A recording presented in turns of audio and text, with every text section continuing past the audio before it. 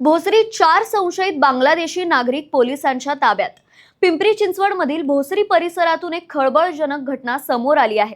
बांगलादेशमध्ये हिंदू नागरिक दीपू दास यांच्या हत्येच्या घटनेनंतर देशभरात संताप व्यक्त केला जात असताना पुण्यातील भोसरी भागात बजरंग दल आणि इतर हिंदुत्ववादी संघटनांनी शोध मोहीम राबवली। या मोहिमेदरम्यान 2 संशयित बांगलादेशी नागरिकांना ताब्यात घेऊन पोलिसांच्या स्वाधीन करण्यात आल्याची माहिती आहे। बजरंग दलाच्या पदाधिकाऱ्यांनी दिलेल्या माहितीनुसार या दोघांकडे भारतात वास्तव्यासाठी आवश्यक कागदपत्रे नसल्याचा संशय आहे।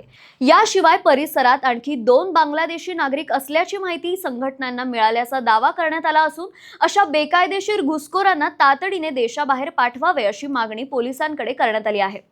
या संपूर्ण प्रकरणावर प्रतिक्रिया देताना रवी भिलारे यांनी सांगितलं, मिळालेल्या माहितीनुसार बजरंग दलाच्या कार्यकर्त्यांच्या मदतीने दिवसभरात 2 संशयित बांगलादेशी नागरिकांना पकडण्यात आले आहे। दरम्यान पोलिसांकडून या प्रकरणाची सखोल चौकशी सुरू आहे। अशा बेकायदेशीर घुसखोरीच्या घटनांवर आळा घालण्यासाठी नेमकं काय करायला हवं, प्रशासन, पोलीस यंत्रणा आणि नागरिकांनी कोणती भूमिका घ्यावी, आम्हाला कमेंट करून सांगा। आणि पिंपरी चिंचवड परिसरातील घडामोडी जाणून घेण्यासाठी पाहत रहा MyPCMC।